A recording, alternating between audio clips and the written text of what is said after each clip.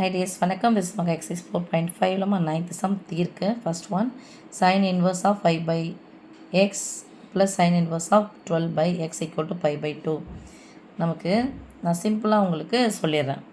9th மாதிரி சொல்லிடுறேன்னு வச்சுக்கேன். 8th படிச்சதும் 9th படிச்சதும் சொல்லிடுறேன். இது sin inverse அப்படியே இருக்கட்டும். லெட்னு போட்டுக்கலாம், இல்லைனா let sin inverse of 5 by x நான் எடுத்துக்கிறேன், நான் ஏன்னு எடுத்துக்கிறேன். This implies sin inverse அந்த பக்கம் போச்சுன்னா சைனாக மாறும். So sin a equal to 5 by x.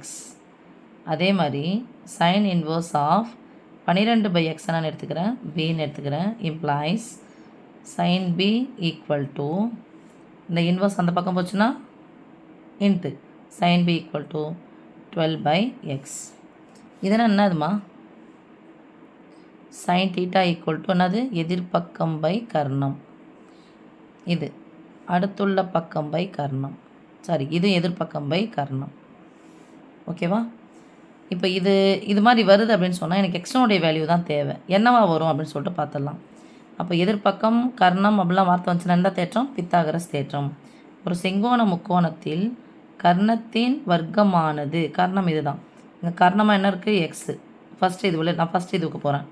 கர்ணத்தின் வர்க்கமானது மற்ற இரு பக்கங்களின், இதில் ஒரு பக்கம் யார்? இதுதான் தீட்டானா, இதுக்கு எதிரில் இருக்கிறது யார்? இது ஏவா? ஓகே, ஏ.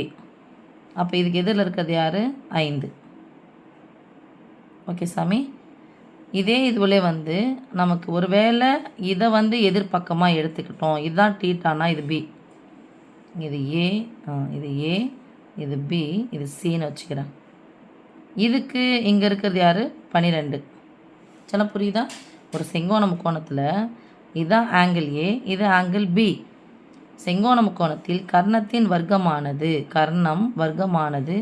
மற்ற இரண்டு பக்கங்களின், மற்ற இரண்டு பக்கம் 1 5, இன்னொன்று 12, மற்ற இரண்டு பக்கங்களின் வர்க்கங்களின் கூடுதலுக்கு சமம். சரி, நான் ஒரே இதுவிலே முடிச்சிட்டேன். நாங்கள் இன்னொன்று எடுக்கல நான்.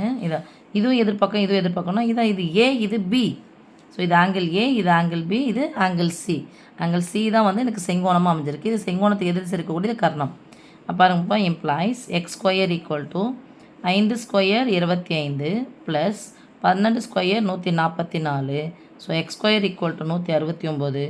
ஸோ எக்ஸ் ஈக்குவல் டு எவ்வளோ சாமி? 13. ப்ளஸ் ஆர் மைனஸ் வருமா? வராது. 13 ஸ்கொயர் தான் 169. Answer over. இப்போ இது எப்படிமாக்கா நம்ம இது பண்ணுறது அப்படின்னு சொன்னால், இதை காஸ்டீட்டாக வருமேனா ஒரே கோணத்தில் நீங்கள் ஏவும் பியும் எடுத்துட்டிங்கன்னா சரியாக போயிடும். இதான் 8th உங்களுக்கு பித்தாகோரியன் தொகுதியில் சொன்னேன். ஒரு பக்கம் 5 வந்துருச்சு, இன்னொரு பக்கம் 12 வந்துருச்சுன்னு சொன்னால் ஆட்டோமேட்டிக்காக இன்னொரு பக்கம் என்ன தான் வரும்? 13 வரும். அவ்வளோதான். 5 12 13. ஆனால் கவனமாக இதை பார்க்கணும். ஓகே சாமி, தேங்க்யூம்மா.